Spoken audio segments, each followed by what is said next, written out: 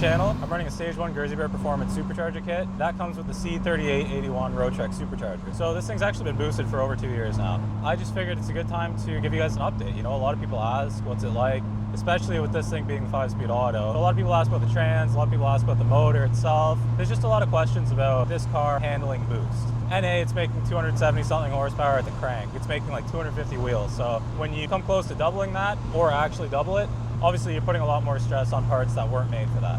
We'll go over how the car's been over the past 2 years, as well as the new mods that I've done. Since I'm in the car right now, let's talk about driving feel. You could drive it like a stock car. There's no negative to drivability. There's nothing that you can't do after you boost the car. It's all the same thing, right? Like nothing really changes. You're just adding something that's forcing more air into the motor. Let's get a quick pull in.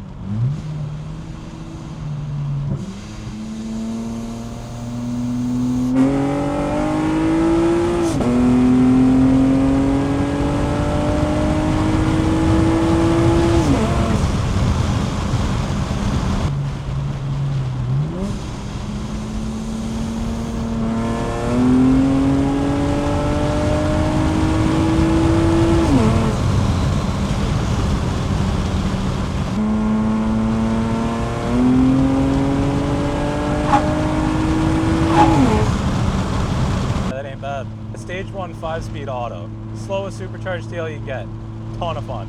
Like, I don't know. It's super fun right now. Obviously you always want more, you're always chasing more, but I genuinely think another like 50 wheel horsepower, that's like the perfect amount, to be honest with you. I'd like this thing to be making right around 500 wheel. I don't really know what it's making right now, but we'll find out the current power soon, and we'll hopefully be making more power soon as well. I'll tell you guys all about it when we get back to the house. This thing's gotta have the worst turning radius out of any car I've ever owned. That's the one TL complaint I'll give you today. All right. This thing's scooting today.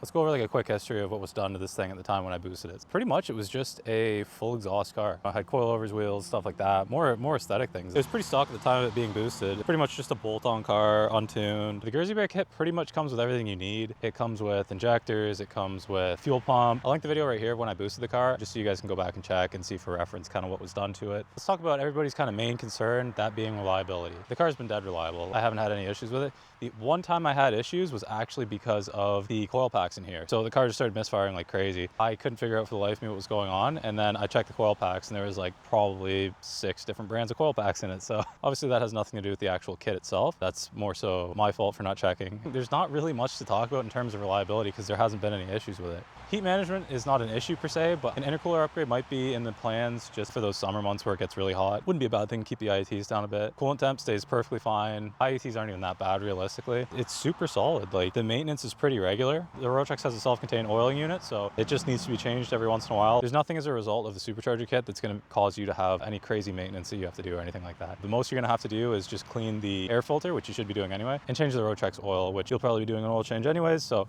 might as well just change the Roadtrek's oil while you're at it. Overall, this thing's been perfectly reliable. I honestly couldn't be happier with it. I've had no issues, and I drive this thing all the time. It's never let me down. It's never left me stranded. So a lot of people wonder about power. This thing is still making around 400 at the wheels, I would assume. That's what it feels like to me anyways. Still feels great. Still feels like it would keep up with a lot of things. It's way quicker than stock. Like stock, I remember, especially with the 5-speed, there were parts in the power band before where it felt like the car wasn't even moving. I could leave the car as is and have a ton of fun with it, but you know, we always want more, so more is coming. Obviously, I've had it boosted for a while now, so I'm kind of more used to the power delivery. It's pretty cool. So it doesn't feel NA anymore in the sense that like the power is completely linear. You can start to pull down low and you feel the boost kind of creep in, but like it's not like a surge where it's like a big turbo and you know it hits later on. It feels like there's a little extra pull. It's always more than you expect because of the way it loads up the boost. So I don't know how to describe it. It's very cool though. Very cool feeling. Just show you guys the engine bay really quick just because you probably haven't seen it in a while. It's a little embarrassing because it's not super clean, but we're gonna fix that soon.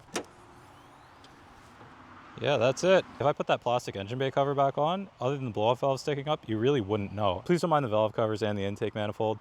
I know it's all pretty crusty. I'd love to get this thing a revamp. I just really haven't had the time to do it. Really, the only noticeable thing is that there's a big shiny intake pipe and there's a big TurboSmart blow-off valve. If you're wondering, that's a TurboSmart race port. You can see the intercooler piping sticking through the bumper and you can kind of see the intercooler itself sticking through the grill. So you can kind of tell. I've heard from someone who's driving in front of me, you can kind of see the sun reflection off the intercooler piping and it looks pretty obvious that it's boosted from the front. But other than that, it's not super noticeable. Other than the blow-off valve that is constantly screaming unless it's under load. Let's go over what's changed since the last video. So real quick, just some little things. You can barely see it, but I actually got a proper EGR delete. It's just an HLP one, also the oil cap. Obviously I just ordered that while I was at it. Everything's still exactly the same. Engine bay is super ugly. Paint's flaking off the strut tower bar. Paint's flaking off the manifold, the valve covers. Yeah, it's all pretty bad, but definitely gonna clean that up soon. So one thing you guys can probably see, and you've probably seen in other videos, is I took the wrap off of the grill. It had some old matte fake carbon fiber stuff all over the grill. Oh yeah, it's actually black chrome underneath, and it kind of matches the TEs, which is cool. So I had the Artwork Bodyshop front lip in the last update, but now we also have the matching side skirts, and we also have the matching rear spats now, and those are super nice. They help tie in the rear end really, really well, so it just gives the car that kind of extra width from the back, which is super cool looking. Obviously, we have the Artwork Bodyshop rear diffuser, and then another thing you guys would have seen in the last video was the new release of the Artwork Bodyshop rear spoiler. It looks so cool now. Kind of gives me like front-wheel drive chaser vibes. It's just so good. I don't know, it flows so well with this car. Like I think it looks so complete right now, and as the car sits, I'm very happy with how it looks actually. Aside from the paint is terrible. It's old Honda paint. I know it looks shiny right now, but it's a Honda with 400,000 kilometers on it. The paint is awful. So I'm either gonna be wrapping or painting it pretty soon. I just don't know if I wanna go black again or go for a color this time. I really don't know. I can't really imagine it being anything but black. I'm trying to think of a cool color. Like, I don't know if anyone's done Ruby Star on a TL before, but I would love to do that. I think it would look super, super cool, especially with this build specifically. Come to think of it, in the last video, I actually never really went into the interior. And if I did, I definitely skipped over the seats because my OEM seats were so chewed up. So I'll show you guys what we have now. So Braum Racing is actually a sponsor of this channel, and they hooked me up with these Braum Racing seats. So these are actually Braum's Elite V2 series sport reclinable seats. I got them in black leather and black suede. There's sliders underneath them as well. So these are fully adjustable. I can slide them forward and back. No functionality change there. Obviously, I don't have heated seats anymore, but I don't even think they worked in the first place. Huge change to the interior. Kind of changes everything. They're super, super nice looking, super clean. So these seats actually have the red logo and the red stitching, and they match the wheels so well. So the interior is pretty well tied together now. It actually looks pretty good in my opinion. I still have this kind of fake carbon fiber wrap all over the place. I don't know, I think it looks okay. I would rather update it and replace it. I still have the Pioneer NEX screen here, and I'll put the exact model on the screen right here. Center armrest is also suede with red stitching, but it needs to be redone. The suede's kind of faded. Back seats, nothing going on here. OEM Type-S interior, but the seats look really cool from the back now too, so that's awesome. So that's what I see when I'm driving. Pretty cool.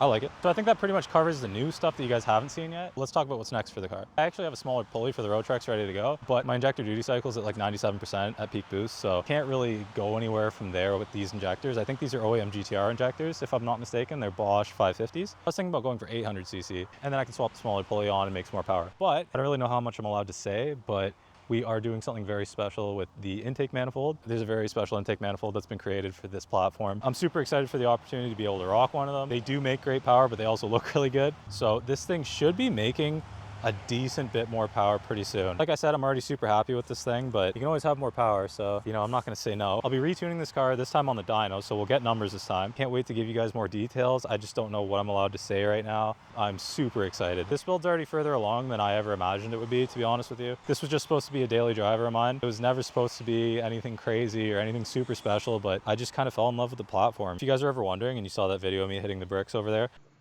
this is the exact same lip. I never changed it out. Just got a little bit of a scrape on it, no biggie at all. So obviously big shout out to Artwork Bodyshop. You know, I keep trying to break their things and I just can't do it. Forgot about the tires. So I think in the last update, I had a matching set of Falcon RT660s. We do have Nankang AR1s now up front. They are pretty sticky, I will say.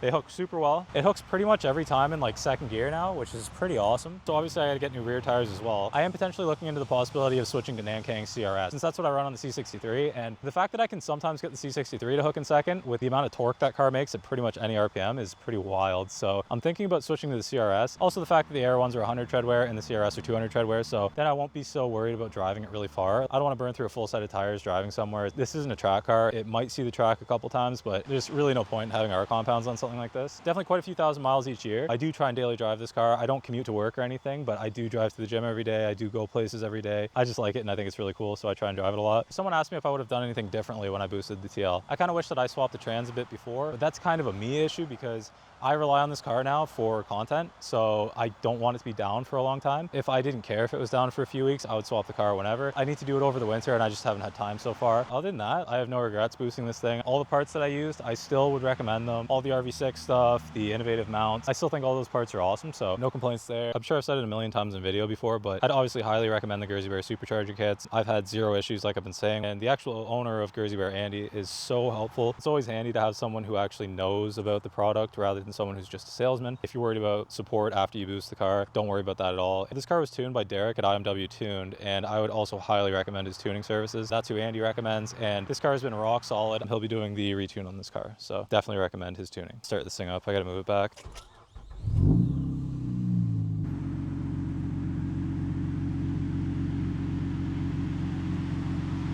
I'm gonna close this one off here. Ever since I boosted this car, I've had new opportunities and stuff that I never really imagined possible. So it's been a crazy 2 years, to be honest. I'm super happy with the outcome, and I couldn't recommend it more to you guys. Definitely check out Guernsey Bear Performance Kits. I will link them down below. I'll leave links to Artwork Bodyshop and Braum Racing and all those guys as well. Really appreciate you guys following the build. It means a lot to me, obviously. I'm gonna keep uploading videos and try and grow the channel. So let me know what you guys want to see next, whether it's, you know, a video on the C63 or more videos on this thing, or a video explaining what happened to the Z. Obviously I still have it, but that's quite a story. So if you want me to get into that, I definitely can. And I might do it anyway. Drop a like, sub if you're new. If you're not subscribed, we'll catch you in the next one. See ya.